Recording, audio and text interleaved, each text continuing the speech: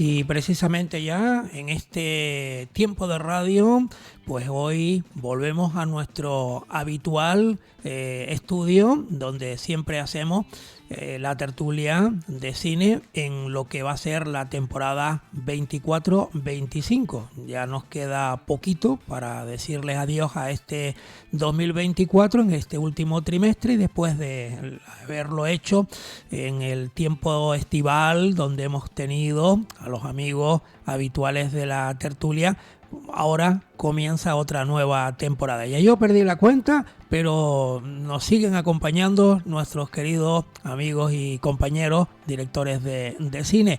Hoy con la ausencia de Abel Hernández Belsa, que a esta hora está pues en pleno corazón del municipio de Icod de los Vinos, donde allí pues está con cámara en mano realizando un documental, y no le cuadraba el horario del programa, pero ya con él estaremos la próxima semana. Sí, saludamos ya al resto de compañeros en este estreno ya en esta nueva temporada. Josep Vila Geliu, un saludo. Josep, ¿cómo estás? Hola, ¿qué hay? Muy buenas. Bienvenido, bienvenido. Te hemos tenido en la etapa estival, al igual que al compañero Basni Ramos. Un saludo, ¿qué tal estamos? ¿Qué tal? Muy buena. Pues mira, muy bien hallado, como siempre. Muchas gracias. Y Javier Marrero, pues con él siempre hablamos de música y por supuesto del mundo del cine, que la música es muy, muy importante también. Javier, bienvenido, ¿qué tal estás? Muy bien, encantado de estar de nuevo por aquí. Y hoy con un invitado de lujo, ¿eh? Ya estuvo en una programación anterior con nosotros Jorge Gorostiza. Él es arquitecto, pero está muy vinculado al mundo del cine. Por eso, Josep, hoy lo hemos invitado. Jorge, bienvenido, muy buena. Muy bien, muchas gracias. Encantado de estar con ustedes. Pues, Josep, es un honor para nosotros contar con el amigo Jorge en el programa del día de hoy. Y a Jorge ya lo tuvimos, creo que el año pasado, ya estuvo comentando cosas muy interesantes. Voy a un poco contextualizar el programa de hoy. La semana pasada estuvimos hablando un poco de la importancia que tenían las localizaciones en el cine, ¿no? No es lo mismo pues una historia que transcurra en pleno campo que otra historia que transcurra en una ciudad. Y aquí es donde estamos a entrar Jorge, porque él tiene es especializado en temas de cine y arquitectura, entre otras cosas, evidentemente. Tiene un blog muy interesante que yo recomiendo a todo el mundo lo vea, que es Arquitectura más Cine más Ciudad, en el que va comentando pues multitud de cosas relacionadas con esto que nos interesa a todos tanto. Y precisamente, pues bueno, él siempre como arquitecto, pues luego lo que le interesa es, desde luego, pues son las ciudades, son las calles, son los edificios, ¿no? Y hasta ahora pues siempre pensábamos que el tema de la arquitectura se refería qué edificio es el que se filma, siempre la cuestión, digamos, como más aparente, lo que se ve desde fuera, las calles, los grandes edificios o los pequeños, ¿no? Pero es muy importante también lo que ocurre dentro, es decir, el tema de la disposición de las habitaciones, de la arquitectura interna, que en realidad es la que condiciona la manera de vivir que se tiene dentro de las casas, ¿no? Y a lo largo de la historia del cine, pues se ha podido ver pues la evolución de estos interiores, ¿no? Y cómo esos interiores condicionan también las historias que se pueden contar dentro de estos edificios, ¿no? Y bueno, apareció una nota en su blog en que hablaba de un artículo que me parece muy interesante, que precisamente habla de eso, de los interiores del edificio, un artículo además publicado por la Universidad de Toronto, ¿no? Y bueno, cuéntanos, Jorge, un poco cómo ha ido a parar un artículo tuyo en una universidad tan lejana, ¿no? Bueno, primero que nada, muchas gracias, y lo de invitado de lujo me parece que se están pasando, pero bueno, se lo agradezco. Sí, ahora estuvimos allá, ya estuve en el programa, me acuerdo que lo disfruté mucho, lo pasamos muy bien y fue muy interesante. Y sí, Josep, vamos, esto es un artículo que me encargaron en el año 2021, y ahora que tú me estabas hablando de él, y yo he estado repasándomelo esta mañana porque ni me acordaba ya de que yo. Esto es un libro colectivo con gente española y gente también estadounidense y algún canadiense, sobre el confort en el cine español, se refiere al cine español. Claro, por supuesto muy relacionado con lo que pasaba en ese momento en España. A mí me tocó, yo elegí la primera parte de los inicios del cine español hasta acabada la guerra española. Y claro, ahí viendo las películas, que casi todas están perdidas, se perdió el 70% de las películas, pero las que quedan, pues descubrí cosas muy curiosas, de las que si quieren vamos hablando después. Pero es verdad lo que dices tú, la importancia de la decoración. Recuerden que ya en los años 20, un arquitecto francés, Robert Mallet Stevens, que hacía también decorados de cine, ya escribió diciendo que la arquitectura era un personaje más, porque no es lo mismo un personaje que iba rodeado de una arquitectura o de una decoración a que iba rodeado de otra. De hecho, el gran director artístico, el gran escenógrafo español, Gil Parrondo, me contaba hace muchos años que él tenía que hacer muchas veces interiores o decorados de casas que eran horrorosas, horribles, y que no le gustaban nada. Pero claro, es que el personaje tenía un gusto horrible, horroroso, y la decoración caracterizaba al personaje. Bueno, la verdad que es una experiencia bastante importante y bastante significativa que has hecho en estos días atrás, ¿no? Y que me imagino que para un tinerfeño, pues también una experiencia bonita y un lujo también, por decirlo de alguna manera, ¿no? Bueno, te voy a decir que aquí, como estamos entre amigos, lo que fue un latazo, fue un auténtico coñazo, porque me estuvieron no sé cuántos años Yeah. corrigiendo y bueno, primero hubo que traducir al inglés, claro, el artículo, y después las correcciones son exhaustivas, completamente exhaustivas, o sea, no se pueden hacer ni idea de hasta qué punto llegan. Y luego hay otro problema también con los derechos de autor, ellos se cuidan muy bien de tener todos los derechos para las ilustraciones y para las citas y para todo esto.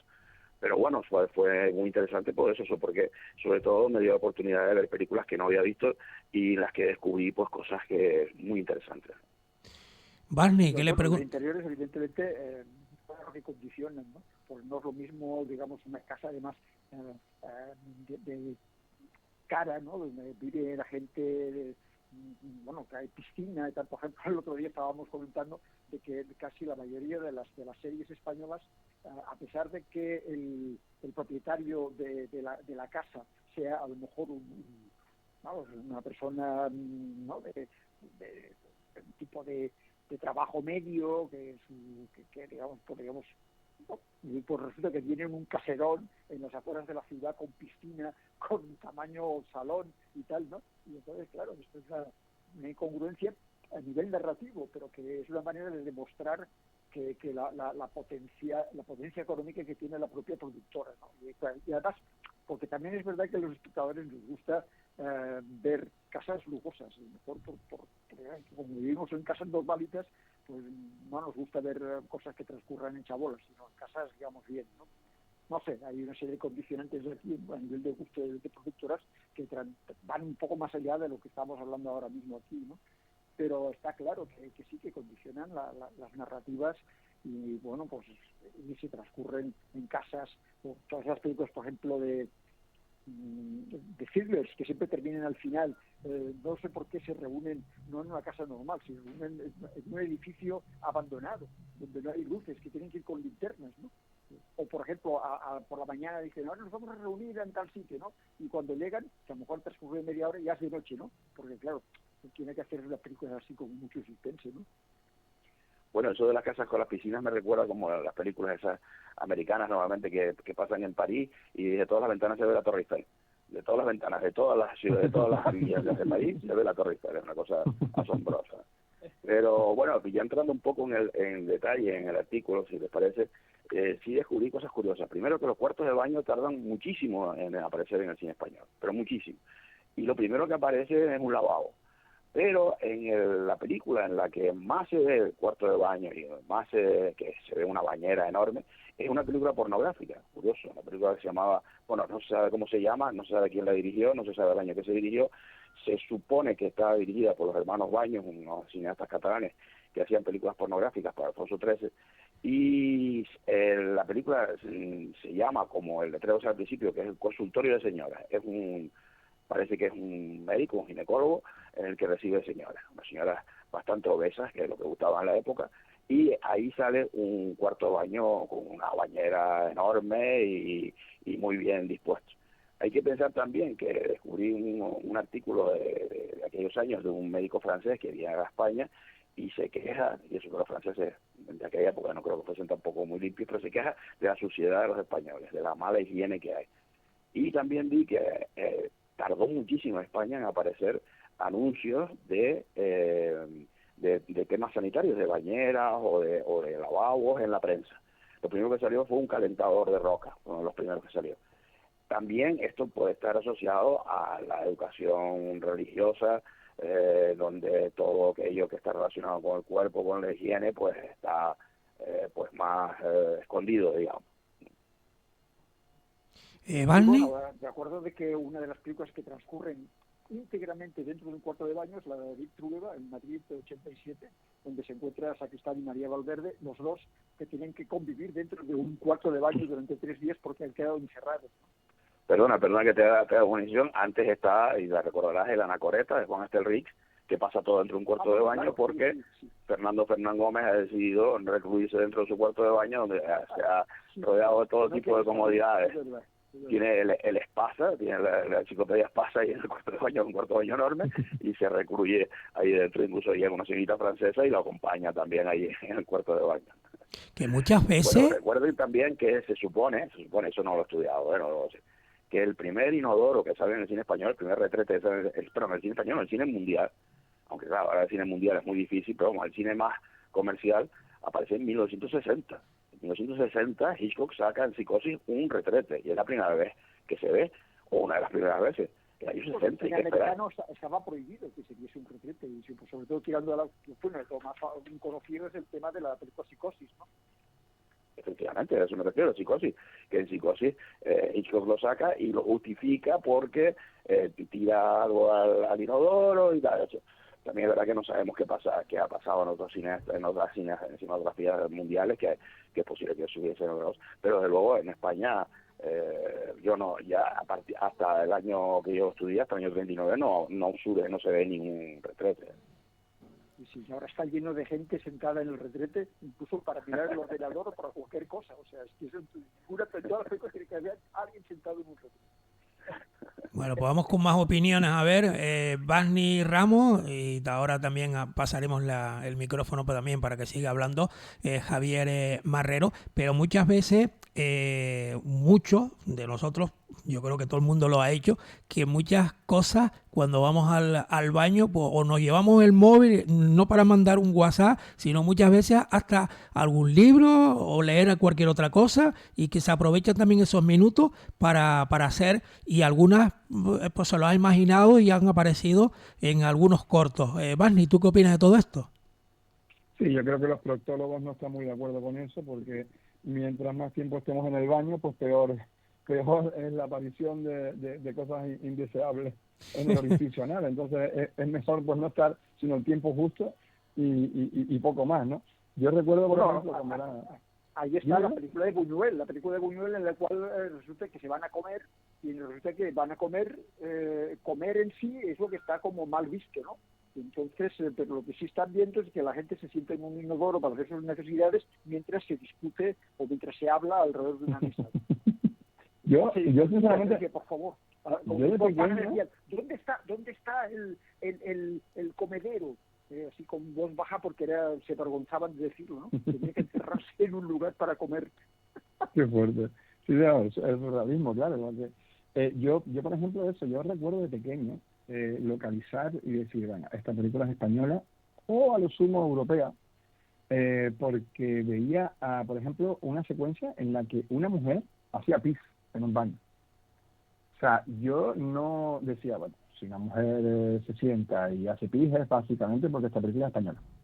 O sea, no recordaba, no me sonaba haber visto ninguna película americana en la que una mujer se sentaba en un baño, hacía pis mientras hablaba o lo que sea, y bueno, quedó la cosa como que, bueno, que es una secuencia que apenas se usa en el o sea, no aparece esa circunstancia en el cine americano. Sí recuerdo en Ice White Shot, por ejemplo, sí que creo que hay una secuencia parecida, pero el resto, las veces que lo he visto ha sido en películas españolas.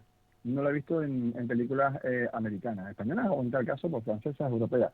Entonces, claro, es como, no sé, o sea, como que parece que es una tontería, pero parece que el cine europeo es más real, más natural que el cine americano en ese aspecto. O sea, con ese aspecto tan niño de decir, oye, es que este tipo de secuencias, es que, mira, no enseñar un inodoro, es como intentar edulcorar la vida, como si hay cosas de la vida que no existen o que no las quieres mostrar porque son incómodas, cuando realmente eso está dentro de nuestra vida. Y claro, cuando ves un cine más como el europeo, que se centra más en la realidad, en lo tangible, en lo cercano, pues obviamente ese tipo de cosas pues pueden aparecer mucho de forma mucho más frecuente y con menos tapujos que en el cine americano, que es como más eso, más edulcorado, más intentar pues eso, lavarte un poco, ¿no? La imagen y la realidad, ¿no? Es decir, no, en la vida real no vamos al baño. Solo van al baño los perdedores. Parece que es un poco que es lo que te intentan mostrar, ¿no? Y te digo que es una cosa que parece que no, pero tiene su importancia a la hora de analizarlo, ¿no? Jorge, y otros lugares dentro de una casa, como el corredor, el trastero, Sí, la sala de sí. estar. Bueno, yo siempre siguiéndome a lo que yo estudié, se dividía, las casas se dividían entre casas pobres, pero de una pobreza increíble, y casas ricas de un lujo tremendo. Las casas ricas, sobre todo, lo que tenían eran muchos elementos, con un mal gusto, pero con muchos elementos, muchos cuadros, muchas figuras. Había uno de los productores del cine español, era anticuario además, o sea, tenía su propio anticuario, y ponía sus piezas del anticuario, las ponía ahí en las películas. Sí, lo digo con muy mal gusto. Y después en los años 30 ya empieza pues ya la arquitectura racional, ya empieza a ser decorado un gran arquitecto español que era Peducci, que fue el que hizo el edificio Capitol en Madrid. Peducci y Esser, dos arquitectos lo hicieron, y Peducci sí moderniza ya los decorados y empiezan a salir decorados pues ya los que ya estaban saliendo de las películas, por ejemplo, de Fred Astaire y India Rogers, ¿no? Esos decorados blancos, art deco, maravillosos, y hay algunas películas españolas en las que sí sucede esto. En las demás, no. Como por ejemplo una cosa también que no se ven electrodomésticos, no se ven luminarias, no se ve la luz eléctrica, y posiblemente era un síntoma de lo que estaba pasando. En aquel momento pues no todo el mundo tenía luz eléctrica en España, y no solo, también hay otra cosa que es interesante también, que es la otra parte, cómo los decorados de cine o lo que se veía en las películas influía en la realidad, influía en las personas. He encontrado varios artículos en los que se habla de cómo hacer un decorado de película, cómo hacer una decoración de película en tu propia casa. Claro, siempre era tirando a los espacios lujosos, no a los pobretones, claro. Y eso es muy interesante porque influía el cine, como pasado siempre, influía y sigue influyendo en la vida real, en la realidad y las personas. Bueno, los electrodomésticos que se anunciaban, es decir, que se veían en las películas americanas, y ya todo el resto del mundo tenía que comprar pues la última nevera, el último tipo de cocina, etcétera, etcétera, ¿no? Y me estoy acordando ahora, por ejemplo, la película Mi tío, en el cual pues hay una especie de ironía o burla sobre esta especie de manía de la gente bien de ponerse la última, aunque fuesen objetos que no tenían ninguna funcionalidad. Sí, hay una película española también, en la que me parece que se llama Las que tienen que servir, de los años 60, en la que hay una serie de personal del servicio español, a veces son las de siempre, Frodita Chico y Rafael Aparicio y Gracita Morales, que trabajan en la casa de unos americanos que están destinados en España, y la cocina es súper industrial, tiene una serie de cosas que, por supuesto, ellas no saben manejar. Es una comedia, es un poco siguiendo lo que decías tú, Josep, de la película de Catí, ¿no? Pues esto pasa lo mismo, pero llevado a España. A ver, Javier, que no has hablado todavía. No, es que no ha sonado la música todavía. Pues mira, muy agudo, ¿eh? Muy bien por tu parte también. Cuenta. No, me parece interesante la conversación, y agradezco mucho a Jorge que esté hoy con nosotros. Porque efectivamente estábamos hablando la semana pasada la relevancia y la importancia que tiene la arquitectura, los decorados, como contexto de historia, ¿no?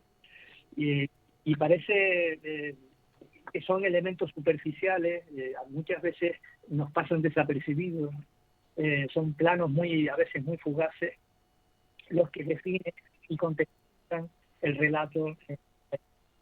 Y luego son lugares singulares que, con respecto a la música, pues también definen y enmarcan el sentido de la composición musical que debe acompañar un relato cinematográfico.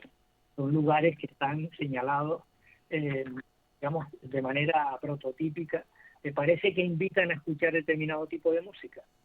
Y no me refiero solo al baño, ¿no? Que también, como decían antes, es un lugar para leer, pero también es un lugar para escuchar música, ¿no?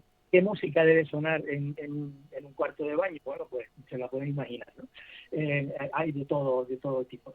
Pero también es cierto que la importancia de los espacios definen, o al menos en mi opinión, son un elemento esencial para contextualizar el relato de la historia, sin los cuales la historia casi que no tiene o no adquiere un sentido propio, ¿no? Y esa es un poco la relevancia que destacábamos el otro día, ¿no? Cómo el escenario se convierte en un elemento narrativo también sustancial de la historia que se quiere contar, ¿no? Jorge. Sí, hay otra cuestión también de cómo el cine, como decía antes, el cine influye en la realidad. Recuerdo yo que hace ya bastantes años estuve por la zona de Cantabria, donde se había rodado el Orfanato, se había rodado la película del Orfanato. Uh-huh. Y había colas, en aquel momento se acababa de estrenar la película, había colas delante de la casa del orfanato, la gente sacándose fotos y tal. Esa casa se ha mantenido porque la gente va a verla, pero alrededor de ella había casas con una arquitectura muchísimo más interesante, muchísimo mejor, y sin embargo esa posiblemente pasará a la posteridad o no se demorará por haber salido en una película. Ustedes saben también el negocio que hay de visitas a sitios. Muy bien, te hemos perdido un momento, pues perdido, ¿no? Que no se escuchó al final, Javier, ¿te moviste o algo? Porque no salió al final. Vale, Jorge se cortó. Voy a intentar, voy otra vez a comunicarme con él. Vale, pues Josep, seguimos. No, lo de la música es interesante porque hay un montón de películas en las cuales no es una música que se hace para que se escuche en la película, sino una música que es lo que se escucha dentro de la película. Por ejemplo, a la gente que le gusta un determinado disco, ¿no? Entonces se va viendo también ese mobiliario desde el cine antiguo, donde allí estaban los pick-up, ¿no? Directamente, ¿no? Con el disco girando y todas esas cosas, a luego pues los radiocassettes, el tema de ya últimamente, pues simplemente decirle, ponme tal música, y entonces se escucha, ¿no? Y ¿no? O sea, se ve esta evolución a lo largo de la historia del cine, ¿no? Sí, sí. Pero creo que ahí hay contextos que ya, como decía Jorge antes, parece que se han significado por sí mismos, ¿no? Parece que invitan a reproducir el mismo ambiente con músicas parecidas o similares, ¿no? Porque el propio contexto ya está definido, ¿no? Es muy difícil que una película rodada en París no salga en algún momento algún acordeón que acompaña algún acorde de una parte de la música. Porque es el instrumento parisino por o porque haya algún toque de jazz en alguna de las melodías de la película, ¿no? Claro, la música contextualiza perfectamente, ¿no? Claro. Hay una serie de toques y tal, o si está hablando de la inmigración en Estados Unidos, pues lógicamente aparecerá alguna tonada o alguna cancioncilla o algún golpe de música que nos indique de una manera muy sutil pues la relevancia de la gente que, digamos, de ese colectivo multicultural que convive en un determinado barrio, ¿no? Sí, sí. Las músicas que suenan en los barrios, en las ciudades, ¿no? Tú entras en un local y suena un determinado tipo de música, y vas a otro local y la música es diferente, y la música contextualiza perfectamente el lugar donde te encuentras. Sí, sí. Ya tenemos a Jorge por aquí, ¿eh? Sí, lo siento, perdón, se cortó. Ahora. Jorge, estábamos hablando precisamente de no las músicas que se hacen en la película, que decíamos que, por ejemplo, en contextos multiculturales, pues de repente aparece pues unas 4 notas que directamente te dicen, bueno, pues aquí en realidad es una inmigración que viene de México, o viene de China, o viene de otro lado, Y por otro lado, el tema de las músicas, de la evolución de los aparatos, de los electrodomésticos para escuchar música, ¿no? Desde los pick-up hasta los radiocassettes, que identifican perfectamente ya los años 80-90, y luego pues ya directamente los sistemas de escucha y equipo de música en relación a la gente que vive allí, ¿no? Y que todo aquel que se nota para un poco en la definir tecnología. la psicología o los gustos de los protagonistas, de las personas que viven en estas casas, ¿no? Sí, por supuesto. Estás hablando de la música diegética, o sea, la música Exacto. no la música que se ha compuesto para la película, que eso es otra cosa distinta de la que creo que estaba hablando Javier antes, ¿no? De todas formas, reconozco que no soy un especialista en música y a veces pienso que Stravinsky tenía razón cuando decía que la música en las películas era como el papel pintado que sirve para tapar las grietas, nada más.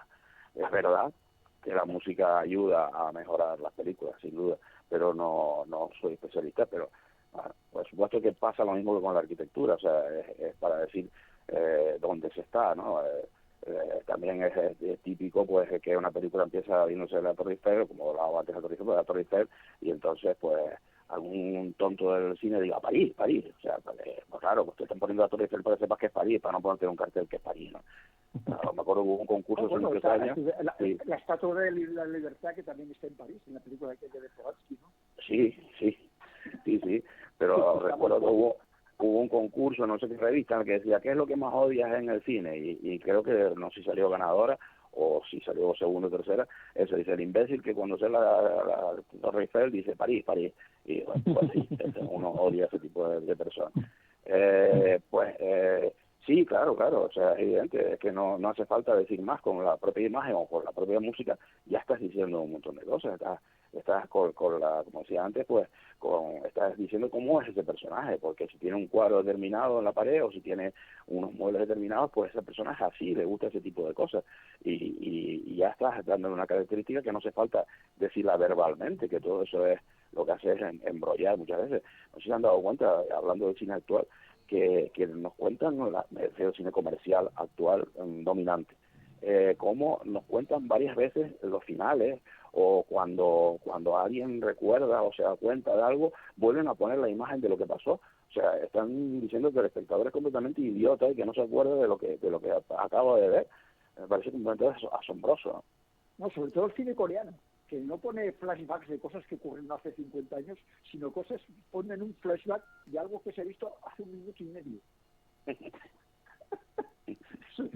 Pero, sí. A mí, por ejemplo, Jorge, tú cuando tú describes todo este tema y tal en relación a tu profesión, que es precisamente de arquitecto, pues me imagino que ves las películas de una manera diferente a lo mejor a como las vemos nosotros. Bueno, no creo, no. Yo creo que sí es verdad que me fijo en cosas a lo mejor que los demás no se fijan relacionadas con la arquitectura, ¿no? Sí, eso sí, pero y también me interesan mucho los espacios como los muestran los grandes cineastas, ¿no? O sea, aunque esté viejo pero sí es una película fantástica, Wim Wenders, ¿no? En la última película, como muestra sus cuartos de baño, que hablábamos antes, como los cuartos de baño en Tokio, magnífico. Antes pues Antonioni o otros grandes, o Fritz Lang, otros grandes directores que tenían relación con la arquitectura y cómo mostraban la arquitectura, cómo mostraban los espacios, pero también los espacios que no son arquitectónicos, sino espacios escenográficos o cinematográficos, los decorados que se hacen para ciertas películas completamente suntuosos en los años 40 y 30 en Estados Unidos, pero también en España se hicieron decorados magníficos, como los que hablaba antes de Ferrucci. Bueno, claro, sí, lo ves de otra forma, pero lo importante es que es el conjunto de la película. Cuando siempre se habla, y perdón que me metan en lo de la música, pero siempre se habla, ¿quién es el mejor músico? ¿O cuál es la mejor música? La música que no se nota en la película. Por eso algunos músicos me parece que siempre se repiten, y no voy a nombrar porque si lo nombro me van a insultar, porque es un tipo que es un músico que detesto, pero que es muy conocido y muy querido. Pues cada vez que hacía una película, la música era más importante casi que la película. Un poco pasa también con los espacios, que cuando yo he preguntado a directores artísticos, a escenógrafos, ¿cuál es el mejor decorado? Siempre me dicen, no, el decorado que no se nota. No lo estoy tan seguro, pero bueno, puede ser. Pues vamos concluyendo ya.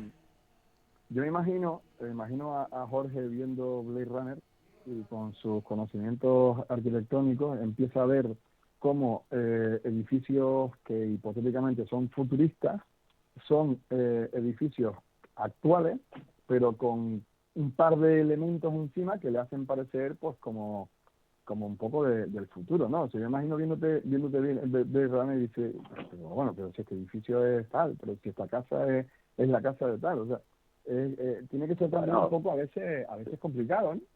Sí, bueno, sí, eso. Yo tuve suerte, la gran suerte de que en un festival de Sitges me invitaron a una mesa redonda con Said Mead, el diseñador de Runner, y con el director artístico, que en este momento no me acuerdo. Y le dije a Said Mead que creo que lo más importante con respecto a la arquitectura de Blade Runner es precisamente eso que estás diciendo tú, Wasni. Es lo que ellos llamaron el retrofitting, que yo no lo había entendido hasta que no fui a La Habana, hasta que no fui a Cuba. En Cuba ya estaban haciendo el retrofitting. El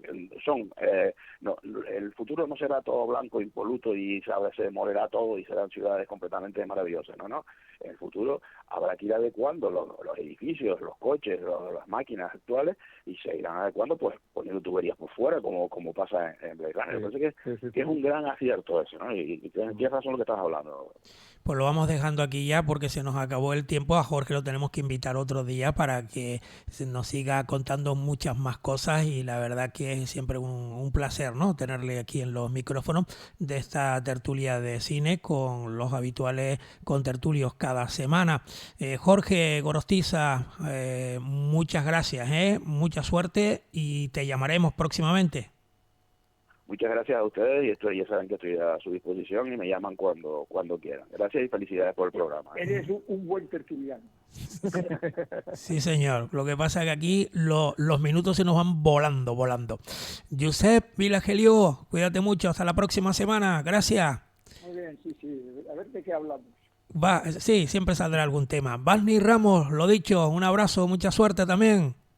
Un abrazo, muchísimas gracias. Y Javier Marrero, muchas gracias también a ti, y a partir de la próxima pues ya tendremos seguramente ya a Abel Hernández con nosotros en el programa, ya que hoy le ha coincidido estar ahí rodando un documental y no ha podido entrar con nosotros. Gracias, Javier. Bueno, gracias a ustedes, un placer. Gracias. Amigos oyentes, cerramos la tertulia, enseguida estamos con más invitados.